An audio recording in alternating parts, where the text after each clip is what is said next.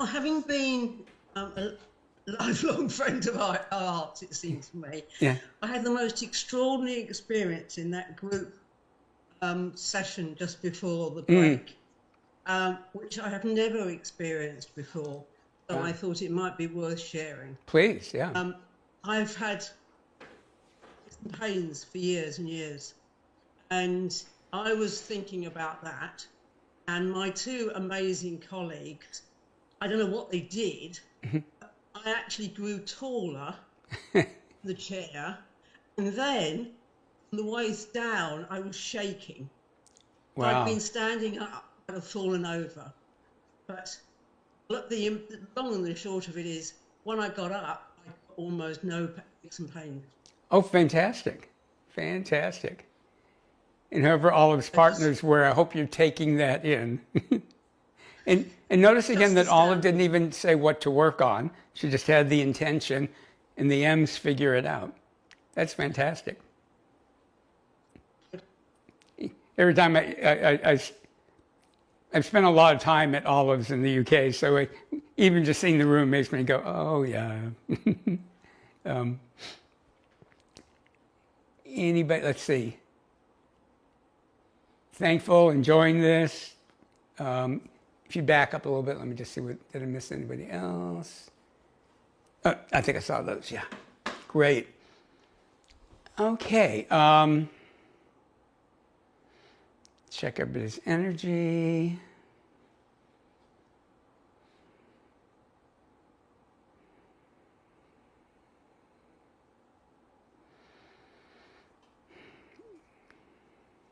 Oop.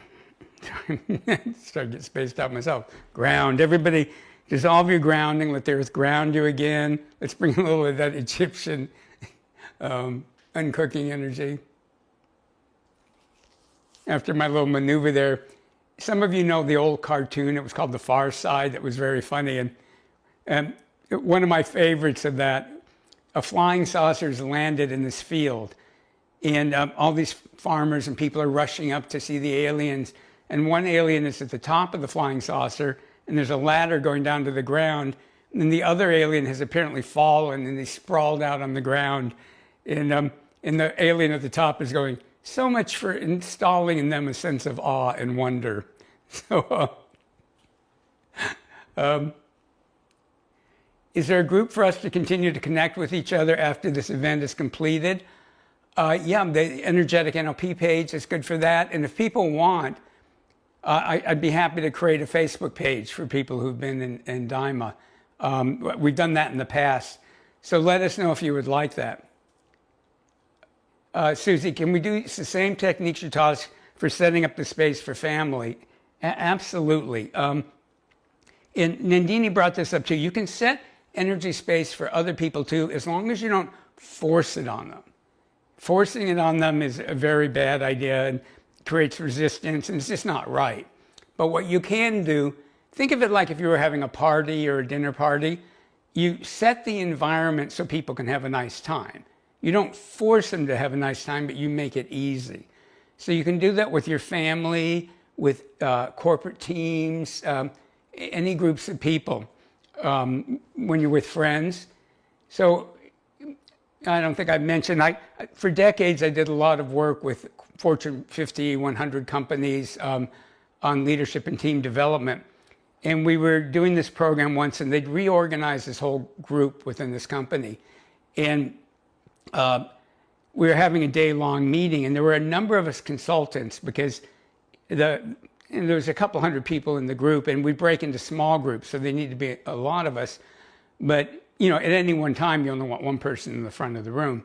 So I'm in the back of the room with actually the woman who owned the consulting firm, and we were having a good day, but in the afternoon, people started getting a little grumpy with one another, and the energy really shifted. So I went to Charlotte, the woman who owned the company. I went, yeah, how does it feel in here right now? And she goes, yeah, the energy's gotten really heavy for some reason. And I went, well, tell me how it is in 5 minutes. And all I did, I imagined, I brought gold energy into the wall and ceilings and earth energy into the floor. Remember, it's not my energy, universal energies. And I put a magnet outside the room, And I asked everybody's miraculous selves to just release energy into that magnet that wasn't helpful, that they didn't want in the room. So, I wasn't telling them what to do, but I just had my miraculous self talk to them and go, any energies you don't want are going out of the room. We brought those into the earth to be recycled. And then my miraculous self asked all of the miraculous selves to bring in energies to be helpful. And all of a sudden, people stopped being grumpy. They started collaborating again. Similar to what Nandini talked about where she works. And Charlotte comes up to me and goes, what did you do? I go, I just cleared out the energy. And then we brought in energies of collaboration, creative problem solving, respect. And nothing got forced on anybody. It was just available. So that's the real key. Forcing energy on people, it can backfire in so many horrible ways. And just think, you don't want people to force energy on you. So you don't do it to anybody else either. Can you back up? Now, this is something, in things like the M Club, we go into more detail. But even with what you know at the end of these 3 days, as long as you don't force anything on anybody, you're just bringing in energies that are available if they want them. And a clue, particularly if it's an organizational group. So sometimes I'd work with teams of people that hated each other when we started. But on an inner level, they'd rather get along. No matter how much they might hate each other, in the extreme cases, hate each other. Inside, if they're going to be stuck with each other, they'd rather get along. So I would tap into that. But again, not forcing anybody.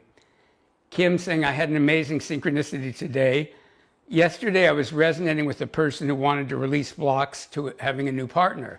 I felt so bad and so not open to a partner after the end of a 40-plus years relationship. Being in the M Club has helped with the not open part, but I've had a hard time taking action. So I resonated with the healing yesterday in the coach-a-thon about that. This morning, I was taking the dog to daycare so he can frolic while I'm healing. And I heard 4 songs in a row on the radio about the kind of qualities and love I'd want in a beloved relationship. Oh, I love that when music comes on. It's like a movie soundtrack. You're going, oh, that doesn't happen in real life, except it does when you open to synchronicities. So that's really great, Kim. And just let Linda and the team know. Well, no, you can just put it in like that if you'd like me to create a Facebook group. And we'll do that tonight or tomorrow so that you have that. And I think it's a great idea. What was I going to say? Oh, anything else in here? Okay, so I think you're really going to enjoy this. As human beings, we all want to be loved. Sometimes people get cynical about it or just give up on it, but we all want to be loved. And it's worth working on, love from other people. But even more important than that is divine love, is opening up to divine love. In, universal love, divine love, whatever that means to you. And there's essentially infinite divine universal love. My friend John Friedlander, years ago, we were talking, and he goes, I suddenly realized I have a belief there's only so much infinite love to go around. We started laughing because, we have all these unconscious beliefs or background beliefs that we don't even notice most of the time. So we're going to do a process now to connect with divine love. And what's going to happen for some of you is it's going to light up all kinds of resistance and programming about, am I worthy? Am I deserving? Maybe I was bad as a child or in another lifetime or yesterday. So there's a secret about divine love that's really important. Divine universal love, wherever you think that comes from, it just loves us. It loves us because it wants to love us. It's not about being worthy or deserving or anything else. It's just love. And it's there and available to us. And all the rules about whether we can have it or not are what we're making up. And the thing is, even let's think of somebody you think is a terrible person. I'd rather they connected with divine love. They're going to be a better person. They're not going to be a worse person. Yeah, unconditional love. Thank you. That's the good term for it. It's divine love. It's unconditional love. And so we're going to do a process to connect you to more and more divine love and to really bring it in to your energy field, into your mind, into your emotions, and into your physical body. Because our physical bodies want to be loved too. You know, imperfection, I was going to say warts and all. I guess that fits with the body. Imperfections and all. So take a couple easy deep breaths and say hello to our group energy space, that gold ball of energy. And let's put a magnet outside of it in space. Let's ask all of our M's to be a council of M's and just to send energies out of our space that aren't ours and aren't helpful. And we can just let that magnet go into the sun, and the sun will recycle the energies. And then our M's are bringing in energies that will help us open up to divine love and receive it.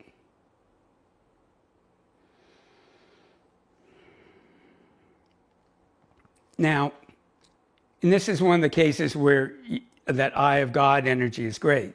So just ask your miraculous self to bring in that eye of God energy in a column in front of you, and just let it be magical.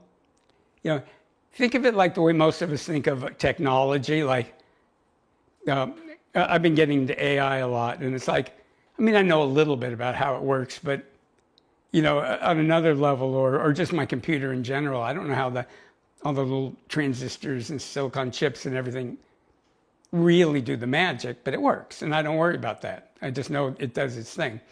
So just let your miraculous self do its thing and be that unknown, how it works. So there's this eye of God energy in front of you in a column.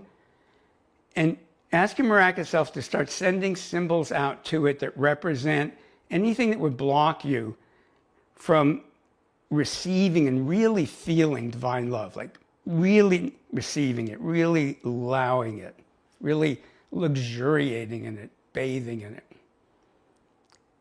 And as always, that's the blocks to releasing the blocks, the blocks to releasing the blocks, to releasing the blocks.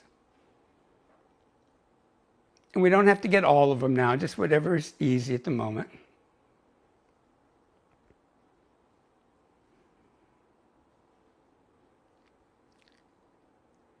And unless you don't believe this consciously, just affirm to yourself that everybody has the right to connect with, feel, luxuriate in divine love. And that even the people we think are unworthy and deserving, because everybody who connects with it is bringing that into our world. You know, like the most horrible people in the world, if they were connecting with divine love, they would be powerful, positive forces on the planet.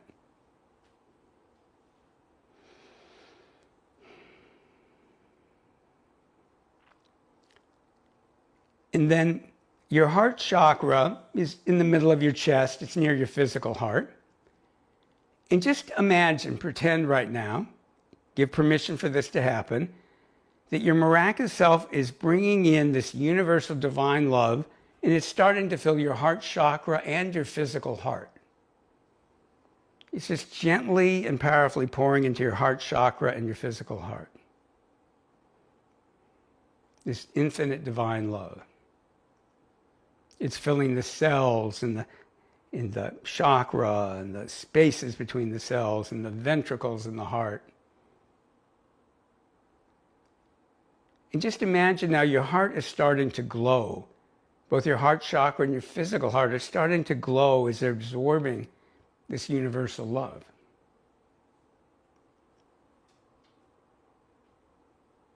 And as more and more love comes in, a cocoon of love is forming around your heart chakra and your physical heart. And this cocoon of love is this universal love. So it's in your heart chakra and in your physical heart now, and it's surrounding it in this wonderful cocoon of love.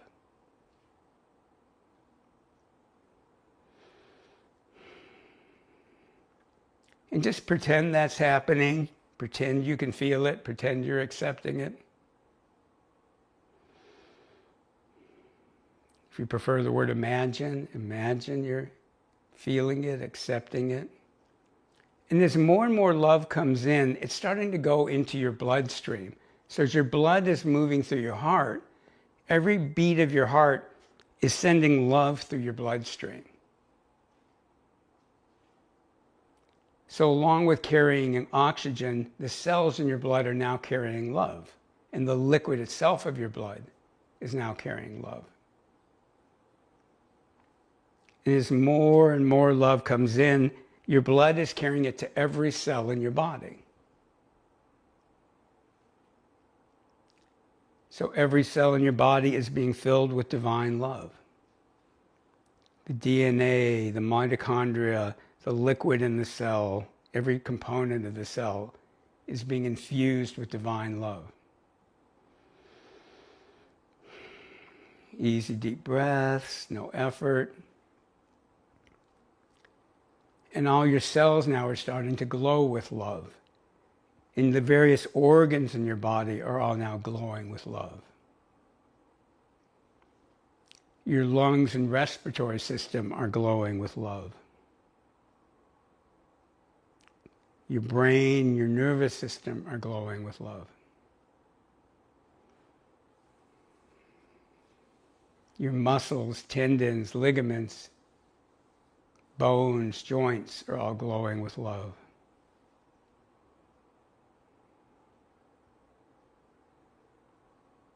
Your heart and circulatory system is glowing with love. Easy, deep breaths. Your digestive and elimination systems are glowing with love. Your glands are glowing with love. Your immune system is glowing with love.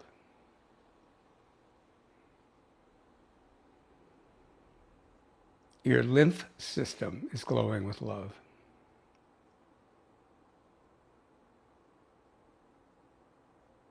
Your eyes, your ears are glowing with love. Your teeth and your gums are glowing with love.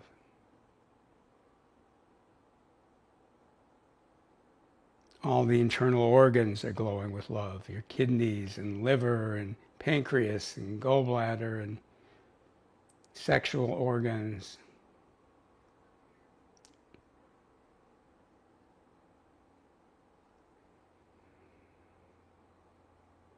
And as more and more love comes into your body, it's starting to ooze out of your body.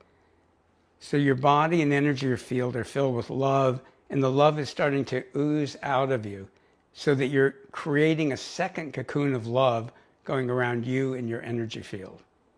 So you have that first cocoon of love, nurturing, healing, and protecting your heart, your physical heart and your heart chakra. The second cocoon of love is nurturing and healing your entire body and energy field.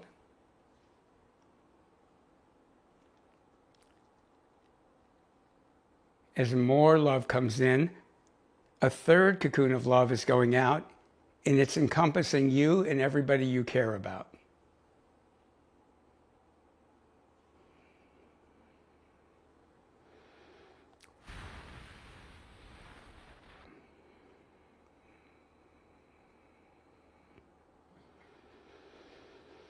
And then a fourth cocoon of love is encompassing you, but it's encompassing the entire planet and all life on the planet. So you have your individual cocoon of love around your heart, an individual cocoon of love around your body and energy field, a cocoon of love that connects you with everybody you care about, and a cocoon of love that connects you to the earth and all life on the planet.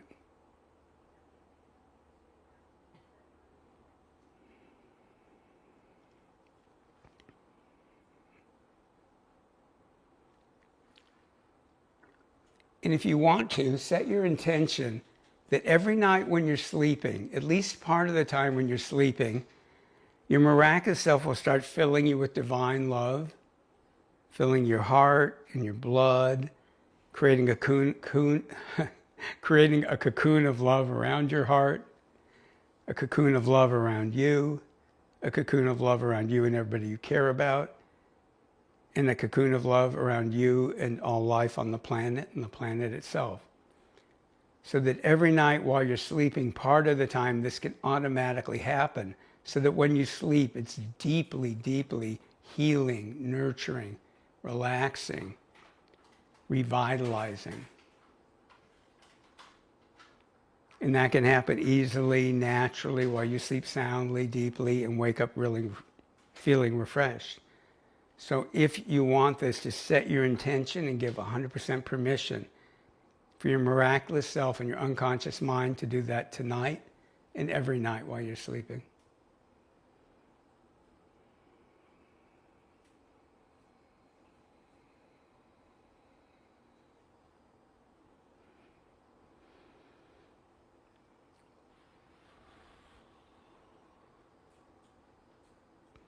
Dissolve your grounding and let the earth give you a new grounding that's set at really allowing, experiencing, and having divine love is part of the foundation of your being. So in the energetic NLP, you want to have spiritual joy as part of the foundation of your being. You also want to have divine love as part of the foundation for your life and your being.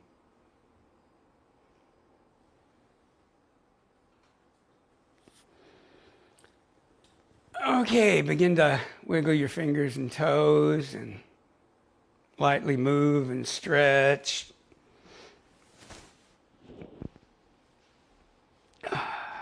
Stomp your feet, pat your body.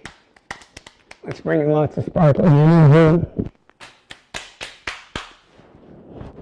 Wake up, you sleepyheads. I can keep singing if you force me to. Come and move, stretch.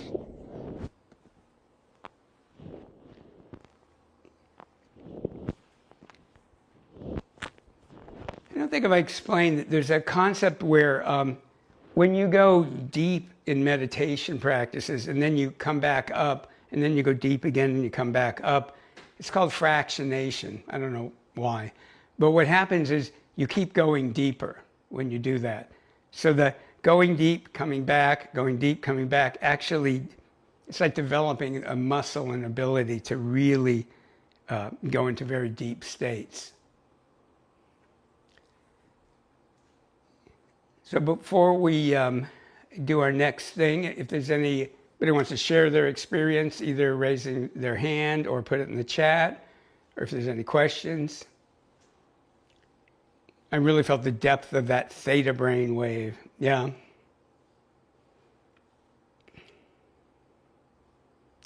Felt like I was resting in cotton candy. Wow, what a gift to do this and to be able to do this in the future and teach others. Thank you. Oh, you're very welcome. Very beautiful experience. Oh, really felt connected to my late mom. That's beautiful. That was amazing. Me too, very deep and calming. Big heart. My heart resisted at first, and then did it open up? Because, again, we have lots of programming. Oh, we can't just open to love. A fractionation, I believe, in answer to the question. Powerful and peaceful. I felt so loved. That was really beautiful. Nice to think we're doing something for the earth. Fabulous. Lots of eye-watering and feeling really zoned and chilled. Loved it, felt really powerful. So delightful to feel deeply the universal divine love and cocoon it and bring it out to all. Deep, no memory of the process. That's a great response. I saw a different color for each cocoon. Oh, interesting. That makes sense. I felt a big block leave my heart, feel grateful and loved. It was curious that in the cocoon of people I care about came up a person I can't stand. Yeah, that is interesting. You might want to meditate on what that's about. I think it's a good thing. Sometimes we can be quite... There's a good chance anybody that we have a negative response to, good chance we have karma with that person. Very powerful. Saw a beautiful green orb with a butterfly inside it. Ooh, nice image. Had to make sure it went through to my back body. Really love this one. Do you mind resharing the steps of the process? No, I would be happy to. And I'm not sure if it's in the manual, but I can, next week, if not, I can add it. I forget if it's in there. Don't think it is. I'll reshare them in a moment. I too brought in everybody in my cocoon that I love, including those I haven't seen in years. That's great. So the process is really, really simple. As always, it's intention, permission for your miraculous self to be in charge, and then imagining it's happening. So first you imagine that this universal divine love, that your miraculous self is just channeling it into your heart. And then as it gets more and more filling your heart, it creates a cocoon of love around your heart. So that's the first cocoon. And then as your blood is going through your heart, as more and more universal love, divine love comes in, your blood starts spreading it to every cell in your body. So your cells, your organs, everything is filling up with love and glowing with love. And you can think of, if you want, the individual body systems and organs if you want, or just imagine it happening. As more and more love comes in, it starts kind of oozing out of you. And then that becomes a second cocoon of love. So the first cocoon of love is around your heart, nurturing, healing, taking care of your heart. The second cocoon of love is around your entire body and energy field, nurturing, healing, loving your entire body and energy field. The third cocoon of love encompasses you and everybody you care about. And they don't even necessarily have to care about you, but you and everybody you care about. And then the fourth and last cocoon of love has the entire planet in it. So all life on the planet, and the planet itself is a consciousness. The cocoons were like big hugs around my heart, me, caring people, and the world, and I could hear children's laughing. Amazing. Oh, that's very cool. I saw 333 on the clock when I looked next after the meditation, which I just looked up, and it means acceptance and self-love. No kidding. Ooh, that gives me a chill. Ooh, I'll read that one again. I saw 333 on the clock when I looked next after the meditation, which I just looked up, means acceptance and self-love. I love that. Beautiful. Thanks for resharing. You're very welcome. And the last part of the suggestion is that your miraculous self and your unconscious mind can do this when you sleep at night. Not necessarily all night, but at least part of the time when you're sleeping. And that's something you might make a note to every now and then, just remind your miraculous self to do that. And at some point it'll get really wired in. It might already be wired in, but if you keep reminding and giving permission, it will. I imagine all of myself smiling as the divine love spread from my heart. It was really nice. Fantastic. It makes me think of Susie Smith is a really good NLP trainer.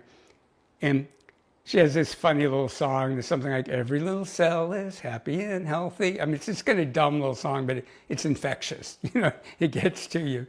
Joe's saying Susie rocks. So she's a terrific person. She's one of the people that I highly recommend for learning NLP itself. Stan's saying, yay, I love that song and sing it all the time. That's great. We'll have to have you record it for the group.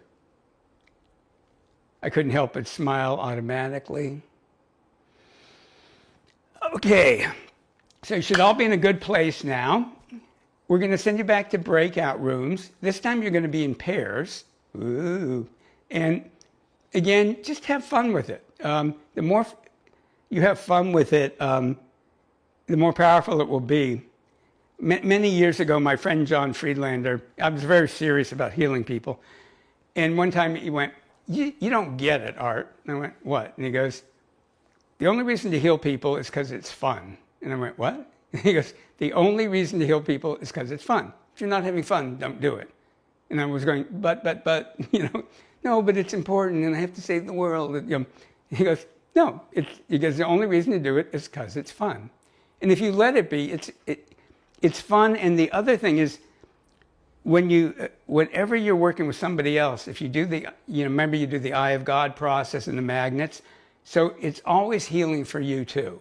It will always activate things in you that you can then clear, heal, and you get in a resonance with the person.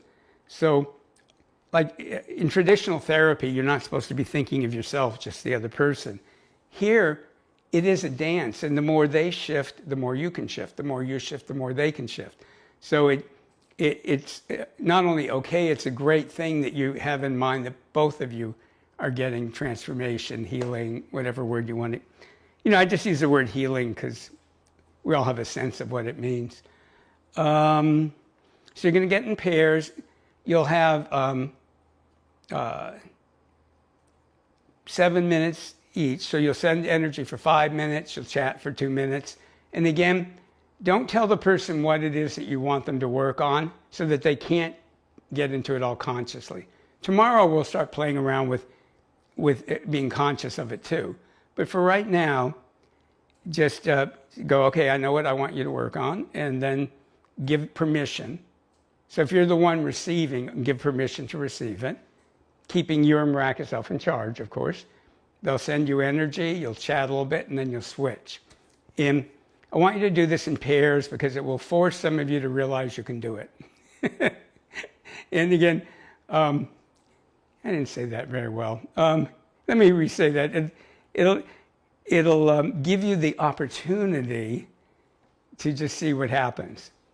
And I'll remind you, they may or may not notice it. I mean, I do healings on people sometimes that in my mind I'm going, that was an incredible healing. And sometimes the person is like, wow. And other times like, yeah, you know, I guess I feel a little better. You know, so I mean, you know, it's more fun when they notice it. But it isn't necessarily any more effective. It's just more fun, invalidating for us, pushing people into the pool. I had this neat little video of, I got it on YouTube. There's some kind of duck, wood ducks or something, and they make their nest, it's like 60 feet in the air, you know, and when the little ducklings and when it's time to introduce them to the water, you know, they get pushed out of the nest, and they can't fly yet, and they just kind of fluff down to the ground, and they're fine. They don't get hurt. But it's fun to watch because the mother just keeps, if they don't jump out on their own, she just, you know, here you go, dear. And Kathy's saying the outcome is none of my business, which is a really good attitude. Remembering that Ram Dass quote, you offer what you have to offer, you offer it with love, you let go of it having to work, remind yourself you're not God and you don't know what's supposed to happen. And we'll talk a lot more about that tomorrow. There's a concept called inflicting a healing. And sometimes, you know, you do not have permission to send them a healing. And we'll talk about how to do that. Now, today you will because you're all here. So what you're doing in pairs is, you know, one of you will be receiving. The person who's receiving will go, okay, I know what I want help with, but you don't tell them. And it can be physical, it can be mental, emotional, it can be getting clarity about a new career, it can be anything. And then the other person, you imagine your M and their M are connecting, and their M is telling your M what it wants. You hold up your hands and you imagine both those healing consciousnesses from yesterday, but also you imagine those little crystals in your hand are being activated by your miraculous self. So whatever energies the miraculous selves want, those are getting activated in your hand, and those crystals act like little portals. I may not have explained that clearly before. So these universal energies come through them to the other person. So they're like little energy crystals, but they bring in the universal or earth energy and send it to the other person. And then after 5 minutes, I'm sorry, set a timer. Then the two of you can chat, and if they want to, they can tell you what you were working on. They don't have to if they don't want to, but just chat. And then you'll switch for another 7 minutes and do the same thing. So somebody in there 5 minutes, 2 minutes feedback, and you do it in pairs. Okay, let's do it. This is easy. This is fun. And realize we may have to move people around in the breakout rooms. If you don't want to be in a breakout room, message a team right now and let them know. I hope you will want to, because a lot of the benefit you get out of these 3 days is by the giving and receiving. But, you know, it's up to you, of course. Okay, we'll do this is easy, this is fun. Are you ready? You loose? This is easy. This is fun. Ooh, everyone's doing it. Yay! All right. Raleigh, magically put them in rooms. For how long?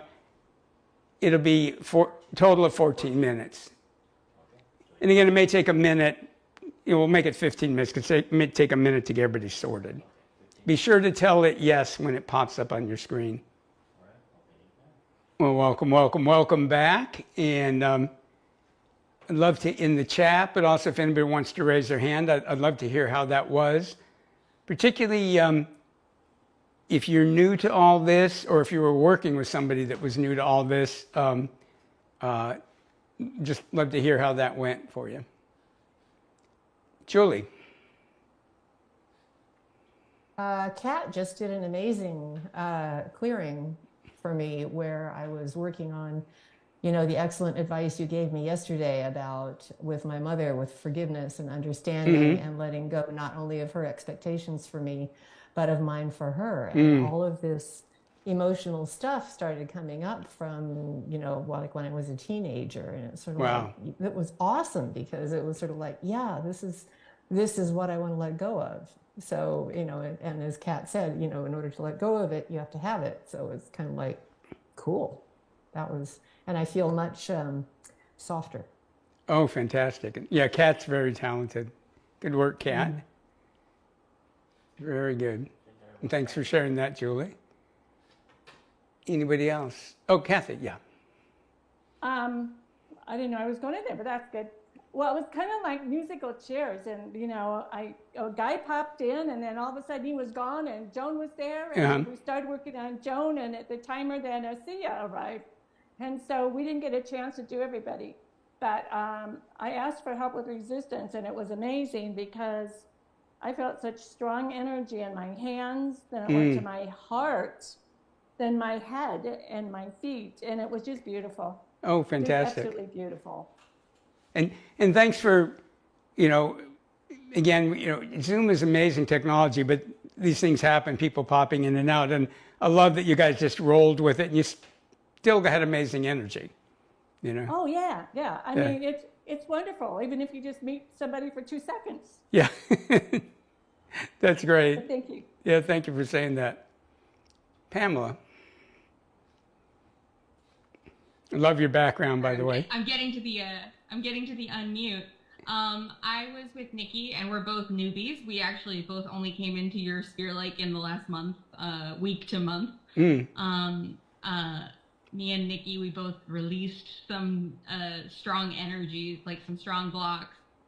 It was really interesting. At first, we worked on me first, and our energies like didn't know how to interact with each other. And she was really strong. Like she had a very fierce energy, which is you know, good, but it was like my system reacted a little bit defensively at first, and then it was like once we got the little dance together, it like was very powerful.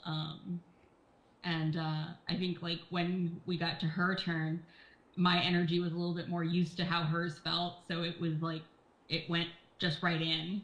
And I think like 3 minutes in, I felt something release, and then it was just really nice and calm. Oh, for the last fantastic. couple minutes. It was really cool. Oh, that's great. Yeah, and sometimes I'm glad you brought it up. It takes a little bit for your M's to work it out, and then that's great.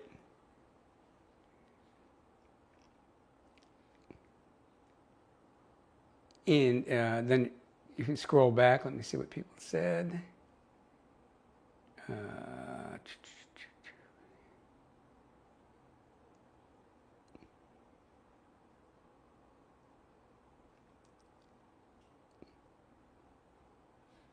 Okay.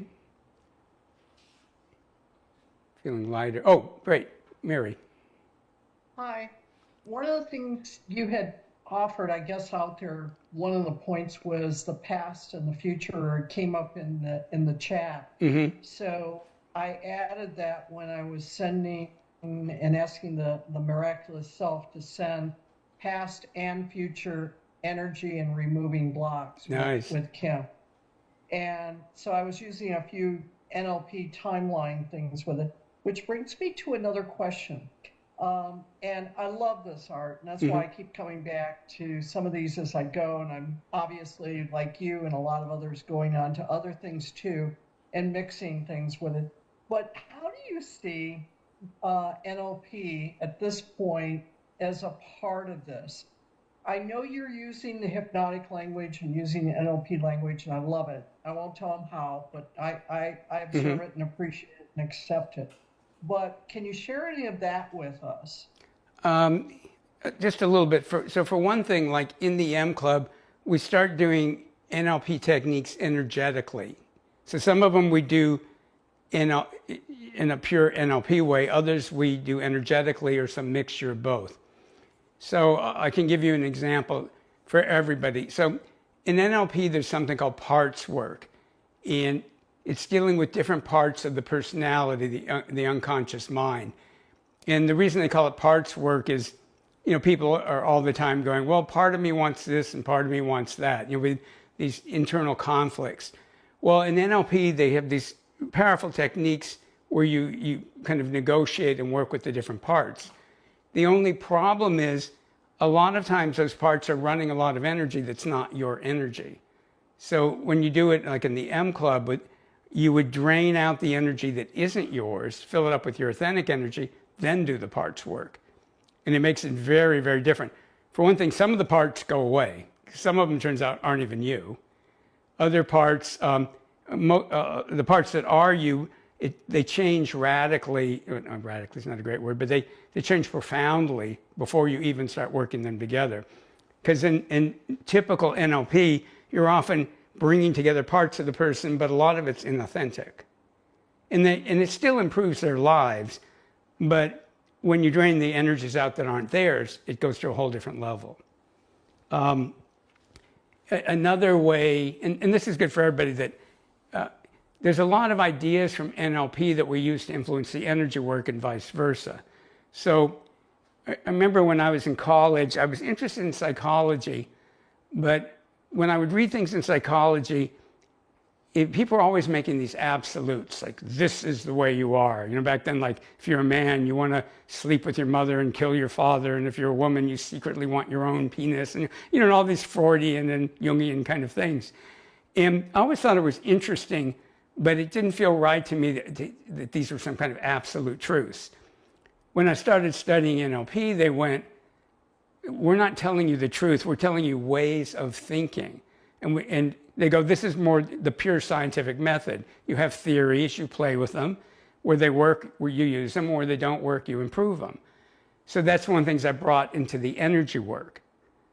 And that's why when I teach about energy work in the M Club, it's not like, your chakra is supposed to look like this and it's supposed to do that.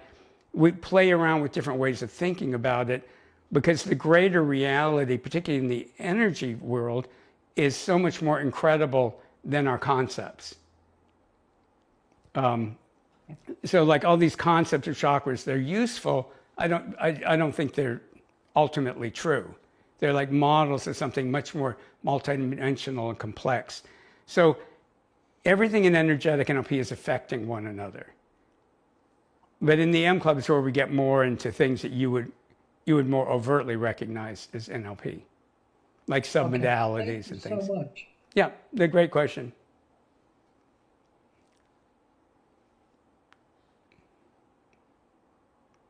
Okay, so lots of great comments. I hope you're all looking at these. You're all getting very complimented.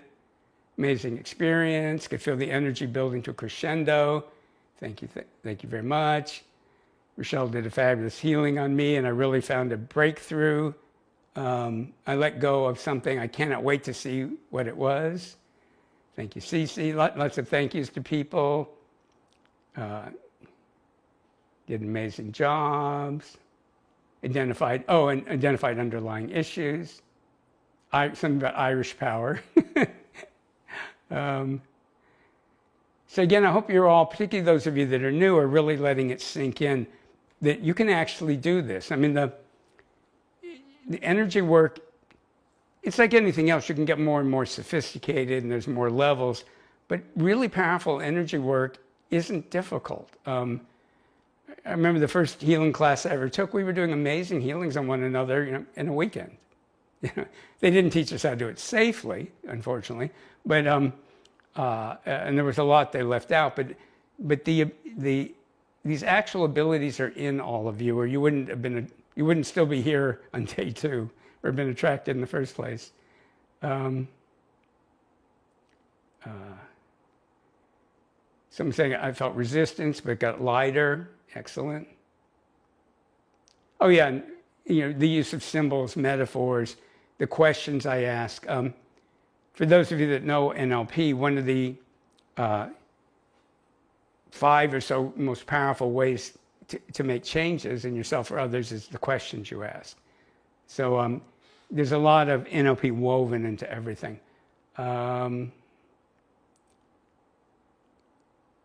Let's see.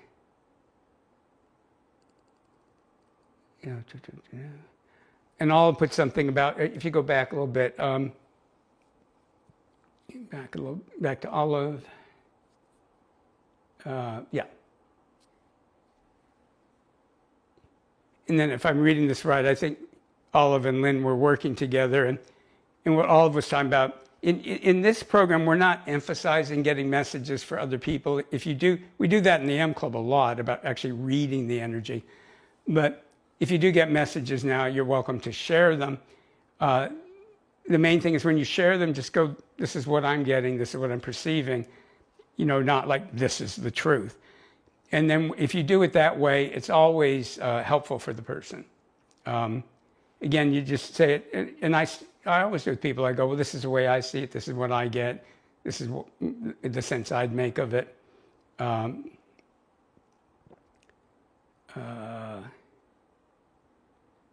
Okay, keep going, please. There's a lot of good comments, but keep going.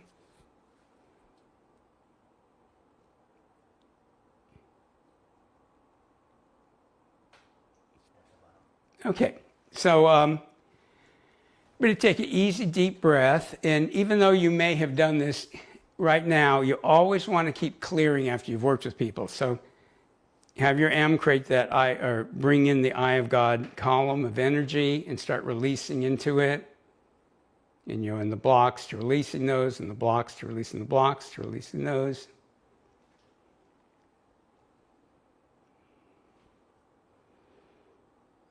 And then use your magnets.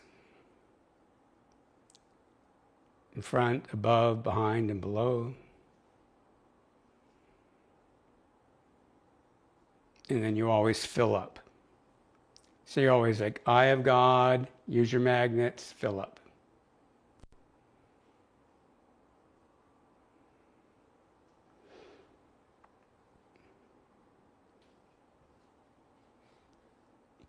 And again, lots of great comments in the chat. Okay, everybody just take a couple easy deep breaths, and you might stand up, stretch, move a little bit. Let's bring in some sparkling energy. Again, it really helps your body to move after you've done energy work, because it lets your body realign in a better way.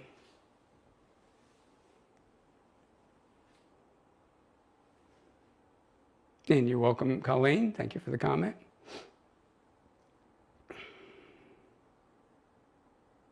I'm just checking everybody's energy.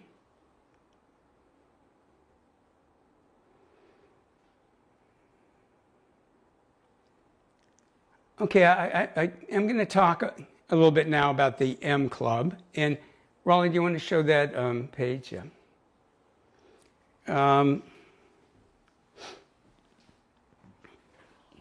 Some of you know this. A lot of you probably don't. The reason I got involved in the more central reason that I got involved in all of this was I've always had this desire to develop personally and spiritually. And it's okay that your screen's black for the moment. Things will be coming up. But I really got into all of this because I was really stuck in my life, and I was stuck for a long time. Huh? Oh, sorry, we had a little Zoom thing. Could people hear me, or? Yeah. Oh, okay. The world went dark. I was afraid. Oh. I'll give Raleigh a moment to get.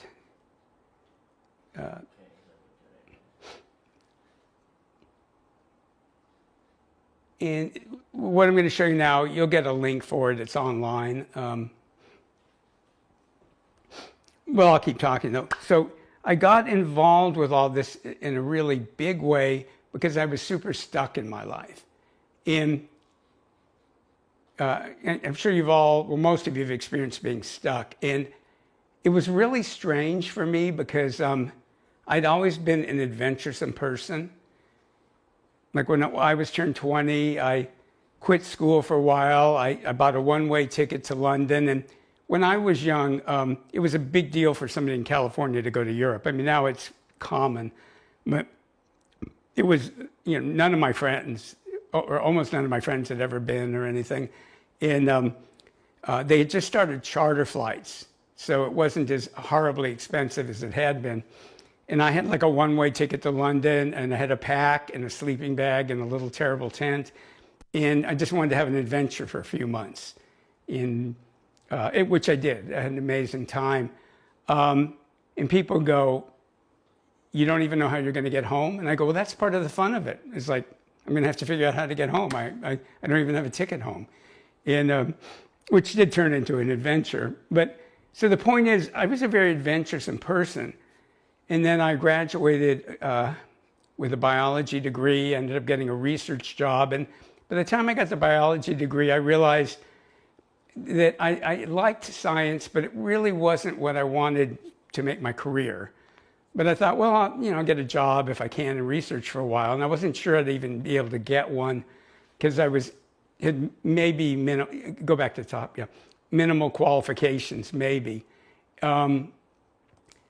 But I ended up getting this job and then ended up managing this research lab. And there were a lot of things I liked about it. I worked with great people.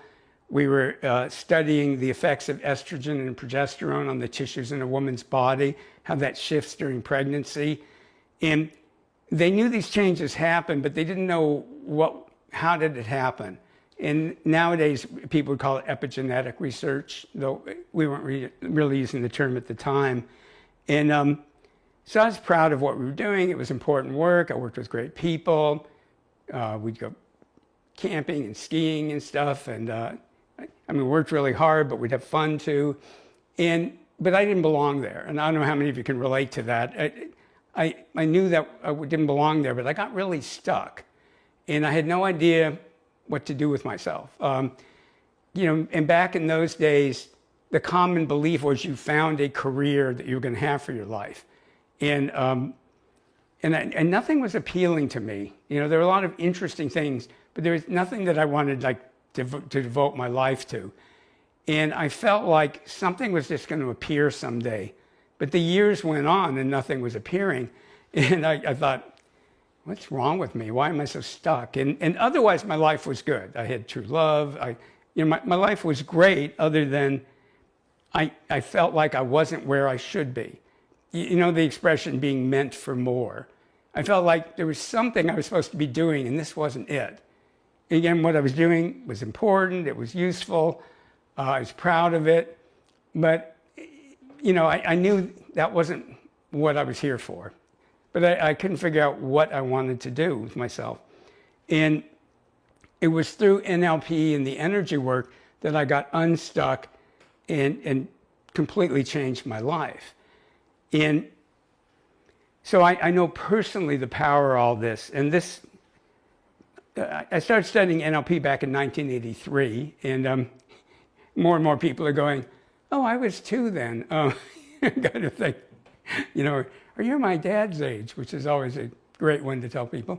But I started experimenting and working with the NLP and the energy work and putting them together. So pretty early on, I started the beginnings of energetic NLP, though I wasn't calling it that yet. But I could see the power in NLP, because you could do miracles with NLP, but I also saw the limitations. And I saw the power of spiritual principles and the limitations. I saw the power of energy work and psychic development. But all of them were incredible, and they all had their limitations. And it's just something in I don't know, like if I was an alchemist in a past life or something, but I always like mixing things together to see what would happen. And so I started mixing things together, and I was like, oh, wow, when you take this from NLP and this from spiritual principles and this from healing and transformative energy work, you could just do things that were more and more miraculous and more. It wasn't just that people's lives were shifting and changing and they were happier and getting better, but they were getting more authentic. They were, you probably have had the experience on this where life gets better, but it's not necessarily profoundly satisfying or profoundly authentic. It's just better. And I probably should mention, one of my core drivers is to make things better. It's just, which isn't always a good thing. One of the things I've had to learn is sometimes people don't want you to make things better. Sometimes just leave it alone. And I was leading some programs for the University of Michigan once, and this psychologist was sponsoring me, and we were over her house, and I'd left her a voice message on, it was a tape machine back then, and something had gotten garbled, and you hear my voice come on, and then all you hear is me go, well, here's how we can make it better. And then nothing else was intelligible. And the psychologist started laughing, and she goes, the essence of art, Geyser, we can make it better. And then the rest of the message was gone. So that's kind of my compulsion. And it's why energetic NLP keeps evolving and growing. And I've taught different kinds of programs for years. I have programs like this. I have programs that are online on demand. You just sign up and you can watch and listen to things when you want to. I have things that are hybrid. But my pride and joy is the M Club. And originally I did it differently.